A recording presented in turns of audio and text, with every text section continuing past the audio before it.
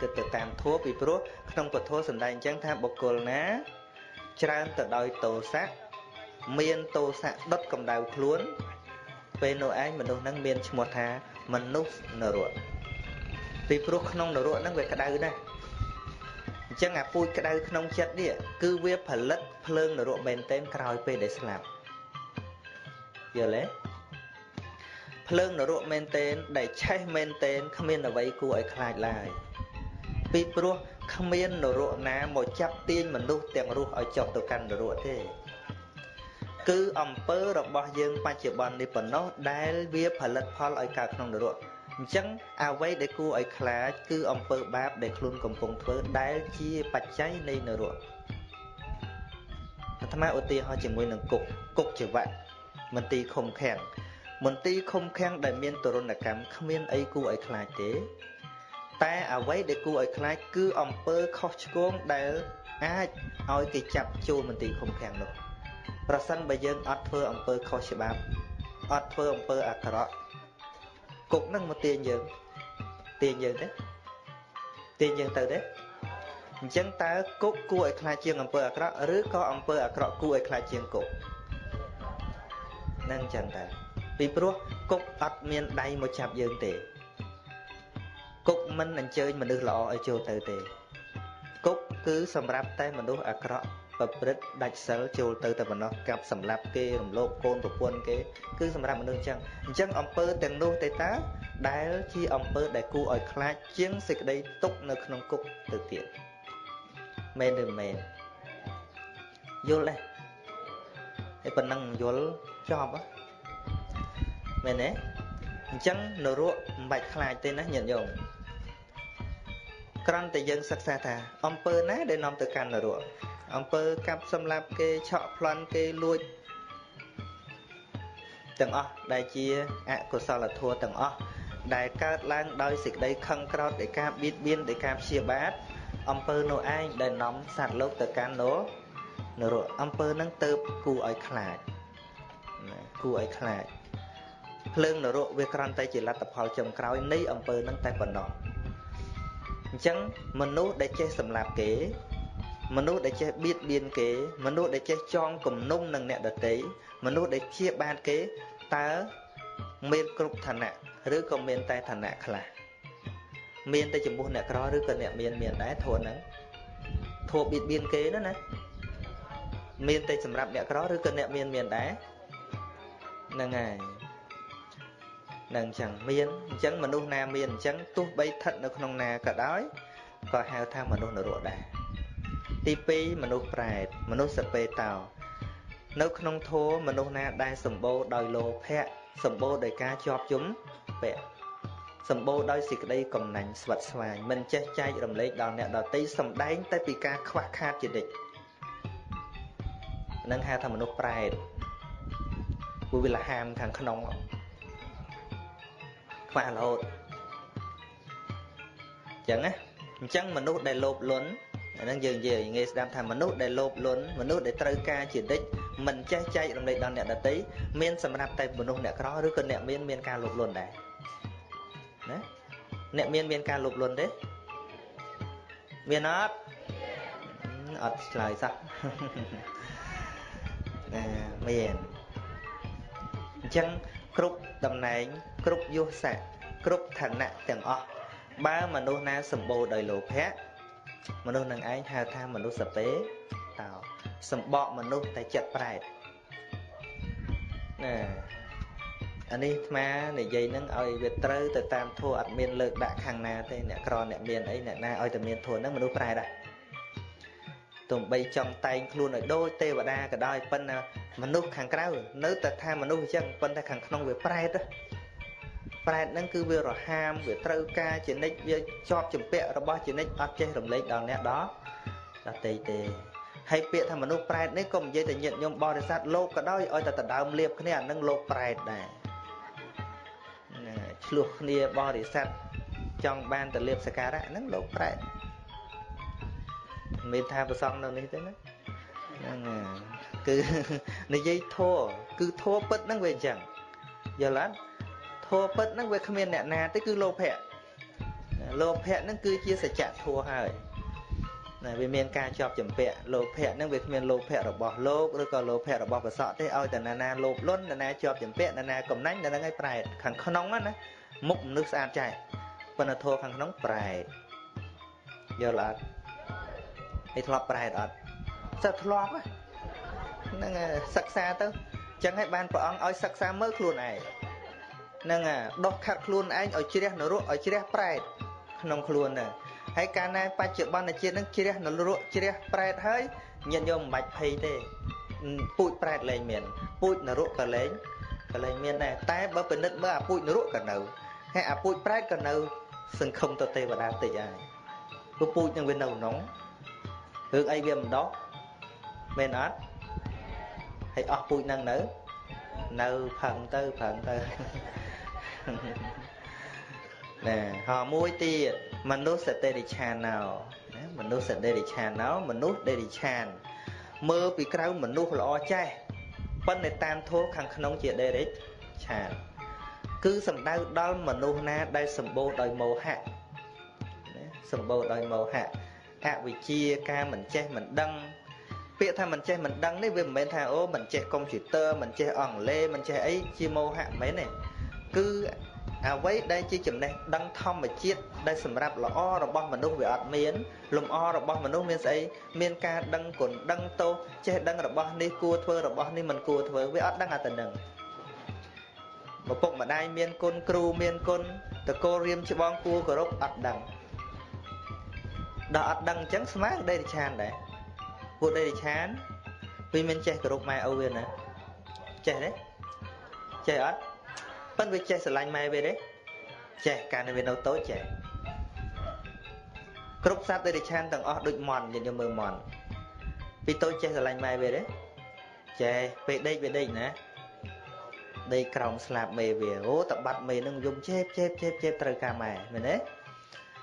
ដល់តែគេដោះស្លាបទៅគេអាចដើររស់ស៊ីខ្លួនឯងបានទៅមានយំយករកម៉ែទៀតទេហើយចេះទៅរកចំណីឲ្យម៉ែវិញទេ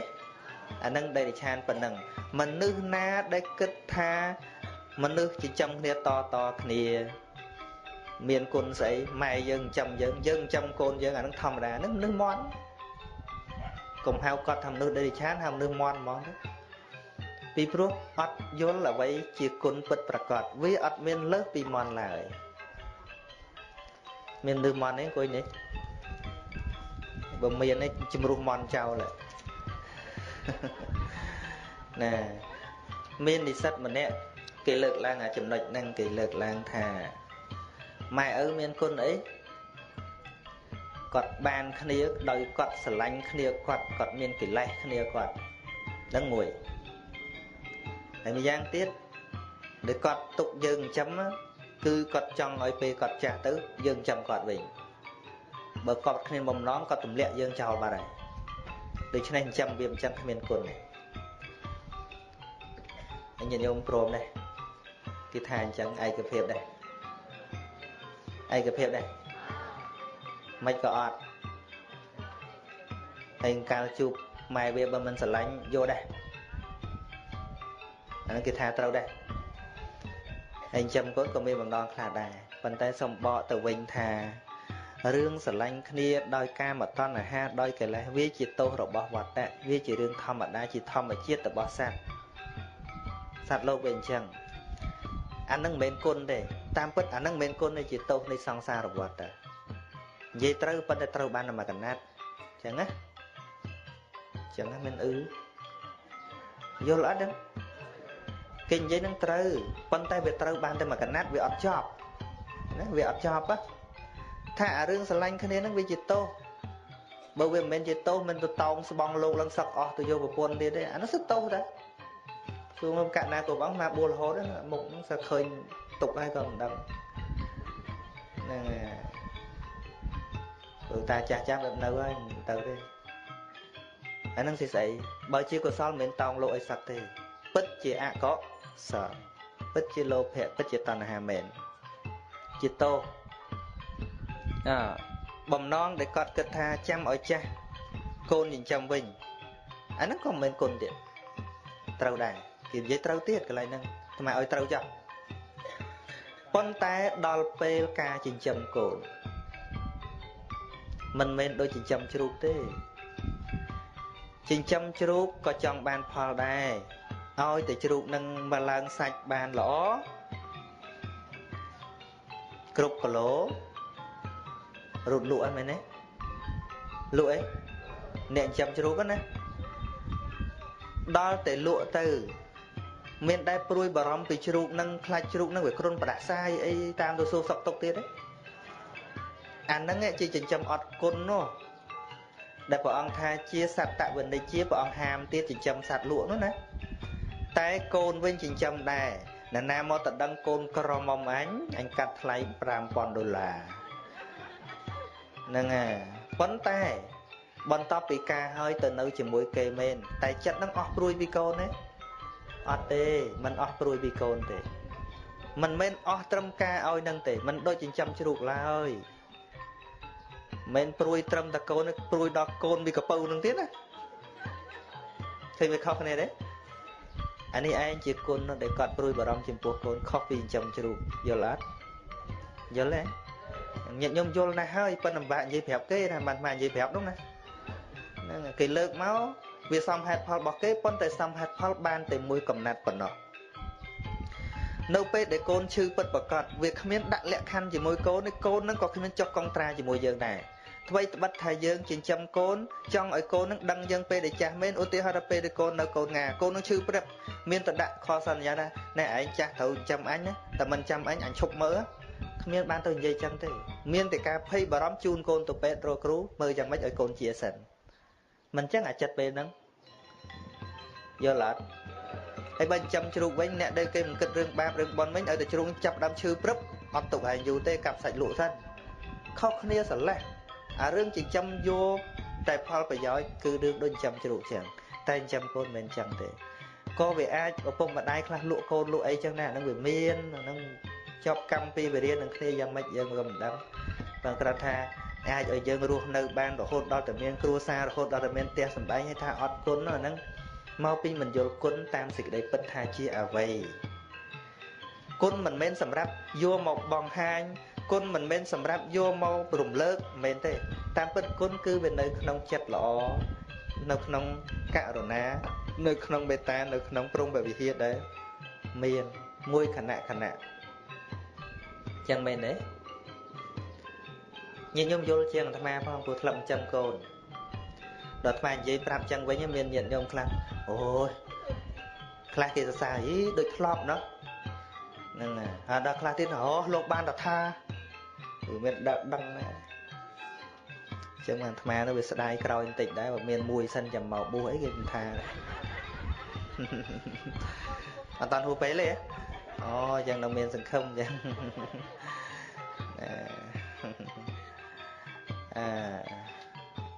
អាហ្នឹងអាត្មាគ្រាន់តែបកបង្ហើបតែបន្តិចប៉ុណ្ណឹងថាគុណវាគ្មាននៅលើអ្វីដែលសម្រាប់មើលឃើញទេគឺនៅលើទឹកចិត្តមានមេត្តាស្រឡាញ់រាប់អាននៅក្នុងករណាពេលដែលកូនមានទុក្ខអ្នកដែលមានទុក្ខនឹងម្ដាយឪពុកនឹងជាអ្នកមានទុក្ខជាមួយអាហ្នឹងជាចាត់ជាគុណមុទិតាពេលដែលកូនបានសុខនឹងត្រេកអររីករាយមិនចេះចំណែនកូនពេលខាសម្លឹងមើលអនាគតរបស់កូនទុកដាក់កូននឹងមើលតកូលសំគួរសំបីគេចូលតដឹងនឹងក៏ត្រូវសម្លឹងមើលខ្លាចកូននឹងវាទៅបានសេចក្តីទុកអាហ្នឹងសិតតែជាទុកកូនយើងថាមិនមែនគុណមិនបដិសេធមិនបានទេមែនទេមែនទេញាតិញោមហើយអាត្មាសួរខ្ជិលឆ្លើយហ្នឹងវាមិនហ្នឹងហើយអញ្ចឹងយល់មនុស្សសដេតិឆាននៅសដេតិឆានហ្នឹងសម្បូរដោយមោហៈប្រហែលមន់មនុស្សណាធ្វើអីគិតអីប្រហែលមន់ប្រហែលទាហ្នឹងអាហ្នឹងមនុស្សដេតិឆាននោះអត់មានអ្នកណាដឹងគុណពិតប្រាកដណាទាំងអស់តែគ្នាទាំងលោកទាំងវស័កហ្នឹងទៅចោលគុណយកទោសហើយអាហ្នឹងជាមនុស្សដេតិឆានហើយមិនដឹងណាល្អណាអាក្រក់ផងមួយទៀតមនុស្សស័កមនុស្សសោខ្លួនមនុស្សគំនិតមនុស្សយ៉ាងហោចណាស់ក៏មានការដឹងគុណមេត្តាបិតាគុណគ្រូអ្នកណាដែលមានគុណស្រ័យនឹងមនុស្សស័កមនុស្សសោហើយនឹងមានសិលប្រចាំខ្លួនបងនឹងហៅថាមនុស្សស័កមនុស្សសោអ អញ្ចឹងមនុស្សវាហ្នឹងវាអត់មានពូជប្រែតវាអត់មានពូជនរកវាអត់មានពូជទេរិឆាននៅក្នុងហ្នឹងអញ្ចឹងមនុស្សហ្នឹងអាចនិយាយបានពីរយ៉ាងថាជាតិនឹងមនុស្សជាតិក្រោយក៏នៅតែមនុស្សពីព្រោះឥឡូវនឹងមនុស្សបង្កើតពូជមនុស្សនៅក្នុងចិត្តតទៅទៀតញាតិញោមចង់បានមនុស្សកុំភ័យមិនបាច់គិតថាក្រោយពីស្លាប់ទៅអញកើតជាស្អីមើលតែទង្វើបច្ចុប្បន្នហ្នឹងជាអំពើរបស់មនុស្សឬក៏ជាអំពើរបស់មនុស្សរស់ឬក៏ជាអំពើរបស់ប្រែតឬក៏ជាអំពើរបស់ដេរិចឆានឬក៏ជាអំពើរបស់មនុស្សអញ្ចឹងអំពើមនុស្សគេត្រូវធ្វើម៉េចត្រូវមានសិលធម៌ត្រូវចេះគោរពត្រូវចេះកោតក្រែងចំពោះបុគ្គលដែលគួរគោរពចេះដឹងអ្នកណាមានគុណពិតប្រាកដណាហើយមានសិលប្រចាំខ្លួនហើយមួយទៀតមនុស្សទេវោមនុស្សយើងណាបើនិយាយពីអាក្រក់ជាងប្រែតជាងនរកជាងសត្វទេរិឆានតែបើនិយាយពីល្អវិញគឺល្អជាងទេវតាក៏បានដែរប៉ុន្តែគ្រាន់តែយើងមិនមែនព្រះសម្មាសម្ពុទ្ធឲ្យឈ្មោះត្រឹមតែមនុស្សទេវរបស់ពុទ្ធមិនមែនឈ្មោះអញ្ចឹងទេសូម្បីមនុស្សទេវព្រះអង្គក៏មិនមែនដែរវាខ្ពស់ជាងពាក្យថាមនុស្សទេវនឹងទៅទៀតពីព្រោះទេវតាក៏មកពឹងព្រះអង្គដែររឿងដែលឲ្យនាមថាមនុស្សទេវគឺបន្ថែមដោយហេរិអត្តបៈនិងធัวសង្គ្រោះសំដូចតែមនុស្សយើងតែកាលណាភ័យទៅណាមកណាភ័យទៅតាមខ្សែទឹកមានទឹករលកមកញាតិញោមបន់អីបន់ទេវតាឬក៏បន់នរកបន់ឲ្យជួយណាហ្នឹងអាបន់ទេវតាមិនដែលនរកអើយជួយផងប្រែតអើយជួយផងអត់ដែរចឹងទេហ្នឹងហើយឬក៏ដេរិឆានអើយជួយផងគឺមានតែទេវតាអើយជួយផងឬក៏ម៉ែអើយជួយផងណាឬក៏អ្នកតាអើយជួយផងដែរម្ដងម្កាលនោះអញ្ចឹងទេវតាជាតួអង្គនៃមនុស្សល្អជាតួអង្គនៃសត្វល្អដែលមានចិត្តល្អចំពោះអ្នកដទៃអញ្ចឹងមនុស្សណាដែលអាចរស់សេចក្តីសុខឲ្យខ្លួនឯងបានហើយនៅអាចចែករំលែកសេចក្តីសុខដល់អ្នកដទៃបានទៀតនៅជាទីពឹងរបស់អ្នកដទៃបានទៀតមនុស្សនោះគេហៅថាមនុស្សទេវតាខ្លួនជាមនុស្សប៉ុន្តែអាចធ្វើអំពើអ្វីៗជាប្រយោជន៍ដល់អ្នកដទៃបានទៀតនៅអាចជួយសង្គ្រោះអ្នកដទៃបានទៀតអាហ្នឹងហៅថាមនុស្សទេវមនុស្សទេវតាយល់ទេយល់ចប់អីណាចប់ប៉ុណ្្នឹងនិយាយលេងឆង់លឺនឹងចូលរួមបុណ្យមរណៈទុកប៉ុណ្ណឹងក៏ហើយញាតិញោមដែលរស់នៅបាសិកាតំរឹមហ្នឹងដែលគាត់ចែកឋានទៅហើយហ្នឹងក៏ដូចជាកំពុងផ្ដាំយើងឲ្យយើងដែលរស់នៅហ្នឹងគឺត្រូវប្រព្រឹត្តអំពើល្អពីព្រោះទីបំផុតគ្មានអ្នកណាឈ្នះគ្មានអ្នកណាចាញ់ទេយើងនឹងទៅជាចំណីនៃមច្ចរាជទាំងអស់គ្នាអ្នករស់នៅគួរតែផ្ដល់សេចក្តីសុខដល់គ្នានឹងគ្នាដោយការចម្រើនមេត្តាព្រហ្មវិហារនៅក្នុងខ្លួនកាលណាយើងគិតល្អពីមនុស្សគ្រប់គ្នាអ្វីនឹងល្អចំពោះយើងកាលណាយើងគិតអាក្រក់អំពីអ្នកដទៃក្នុងចិត្តយើងមានវានិមិត្តនៅក្នុងចិត្តដូច្នេះមនុស្សអាក្រក់មនុស្សល្អធម្មតាក្នុងលោកតែយើងត្រូវតែគិតល្អចំពោះមនុស្សគ្រប់គ្នាមិនយូរប៉ុន្មានយើងនឹងលាចាកពីលោកនេះដោយបាត់ដៃទៅទេអញ្ចឹងឯងបានពេលកើតមកមនុស្សយំក្តាប់ដៃពេលស្លាប់ទៅវិញរលាដៃជាសញ្ញាថាកើតមកម្នាក់ចង់ត្រសោបអោបយកពិភពលោកនេះតែធាតុពិតទីបំផុតស្លាប់ទៅលាដៃជាសញ្ញាថាគ្មានបានអីទៅបន្តិចបន្តួចសោះឡើយគេក៏អញ្ចឹងយើងក៏អញ្ចឹងអាត្មាក៏អញ្ចឹងញាតិញោមក៏អញ្ចឹងប៉ុន្តែអ្វីដែលអាចសន្សំបានគឺបុណ្យកុសលដែលជាប់នៅក្នុងចិត្តសន្តានជាមុនជាគ្រឿងក្រោះសម្រាប់ការពារយើងទៅកាន់បរលោកម្យ៉ាងទៀតទូកទៅកំពុងនៅពាក្យចាស់បុរាណស្លាប់មែនបើយើងធ្វើអំពើជាប្រយោជន៍ធ្វើអំពើល្អគេឈ្មោះមិនស្លាប់ទេរូបកាយក៏បាត់បង់ត្រូវបន្សល់គេឈ្មោះដ៏ល្អទុកនៅក្នុងលោកនេះជាគំរូដល់ជនចំនួនក្រោយទៀតសូមអនុមោទនាហើយយ៉ាងសង្ឃពេនសមត្តាធัวទេសនាក៏សន្មតថាចប់ប៉ុណ្ណេះឯងអេវ៉ាំង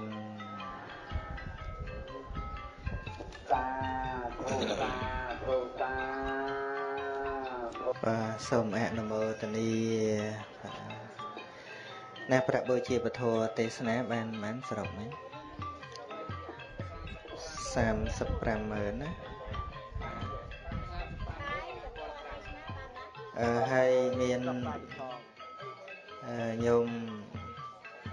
ញាតិញោមដែលកត់ចូលតាមក្រេទេសផ្សេងគឺញោមអមលក្ខណៈ$10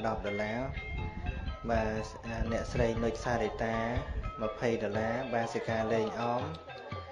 $5បាសិកាលេងនរិន20000រៀលបាសិកាឈេងអៀង20000រៀលញោមប្រុសស្រីថ្ម20000រៀលទៀត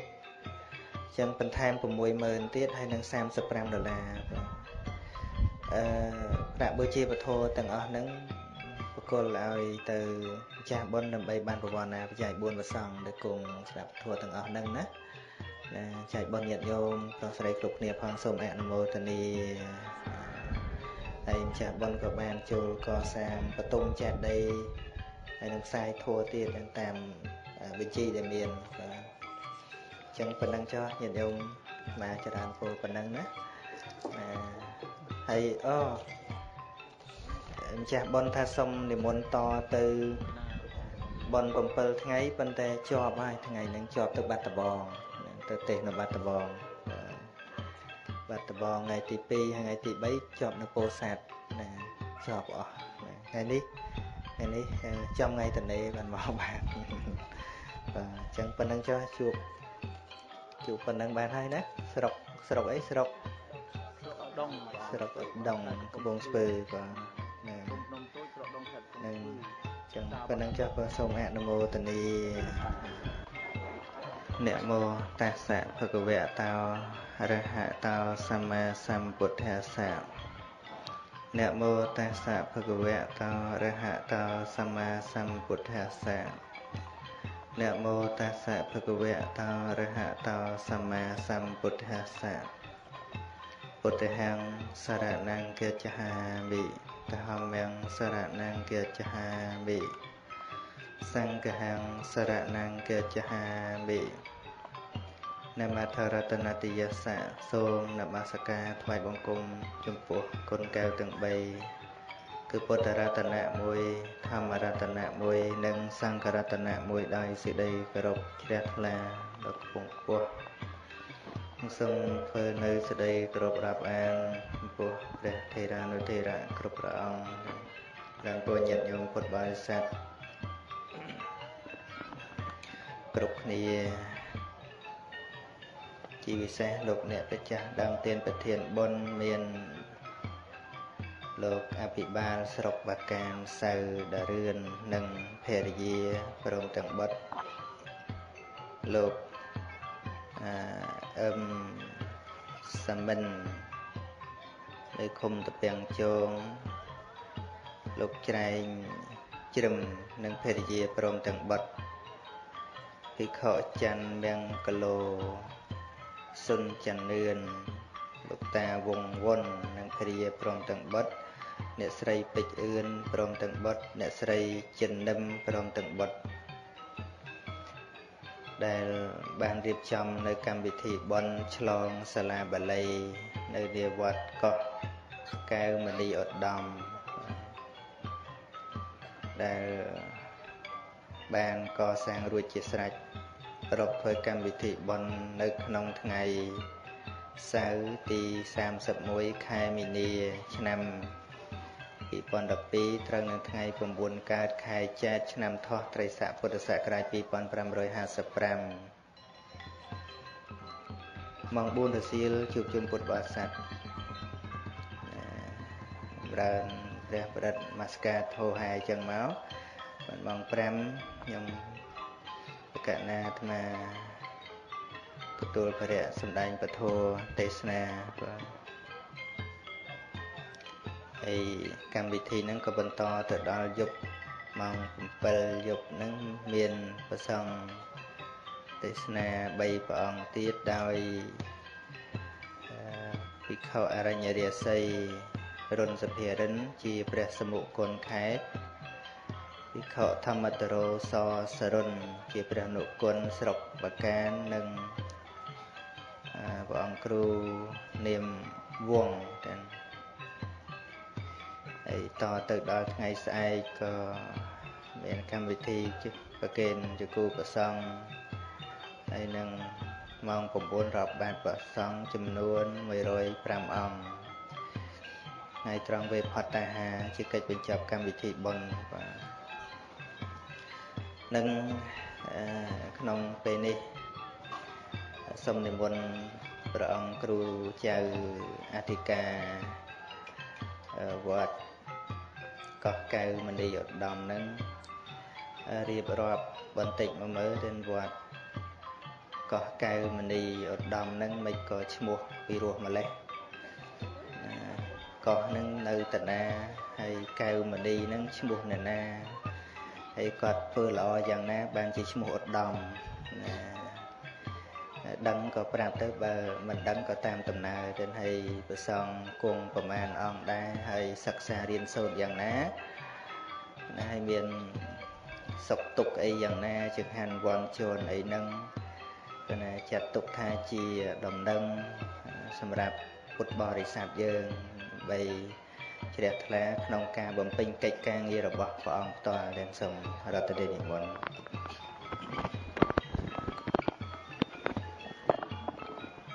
នមត្ថុរតនតិយសវន្តិមិខ្ញុំព្រះអង្គសូមនមស្ការក្រាបថ្វាយបង្គំចំពោះ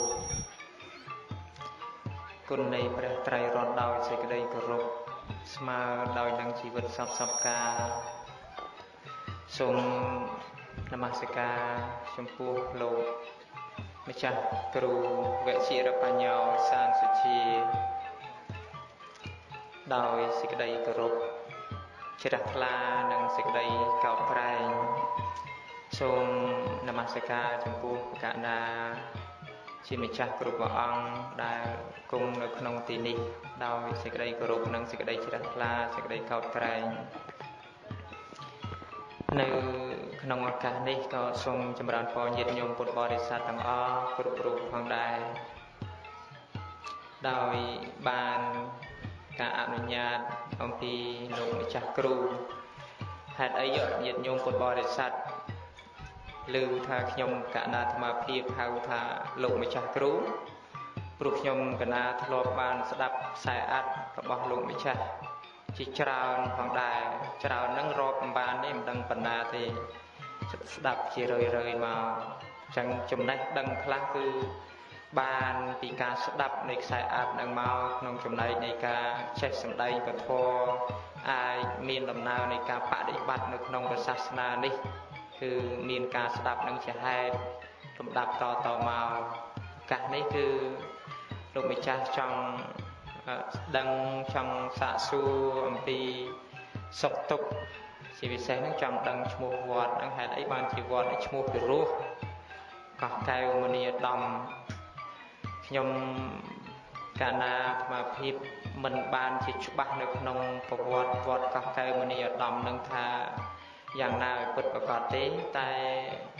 តាមតែឮតគ្នាខ្លះថានៅក្នុងឃុំតប៉ែងចងហ្នឹងពីមុនមកហ្នឹងមានបរិជាគ្រប់គ្រងផែនដីហ្នឹងគឺសម្ដេចមុនីវង្សដែលធ្លាប់ចេញចូលនៅទឹកដីនេះហើយមានវត្តពីរដែលនៅចិត្តគ្នានេះមានមហានិកាយនេះគឺវត្តកោះកែវមនីឧត្តមដល់ធម្មយុទ្ធមួយនេះនៅចិត្តជាប់ខ្នល់ជាតិនឹងដែរគឺវត្តមុនីវង្សារាមដល់កោះកែវមុនីឧត្តមអញ្ចឹងគឺឈ្មោះនឹងប្រហែលជាបរិជាធ្លាប់ចេញចូលអីអញ្ចឹងអាចប្រទានឈ្មោះនឹងដាក់វត្តពីរវត្តនឹងចែករំលែកគ្នាមួយមុនីឧត្តមមួយមុនីវង្សារាមអញ្ចឹងទៅឯនោះមុនីវង្សពេញណាមុនីដែរតែមុនីឧត្តមអញ្ចឹងហ្នឹងគឺតាមដែលខ្ញុំកាលណាបានដឹងពីនេះខ្លះពីនោះខ្លះអាចថាមិនពិតប្រកបទេក៏មិនដឹងយ៉ាងណានឹងតាមដែលចាស់ធ្លាប់និយាយមកហ្នឹង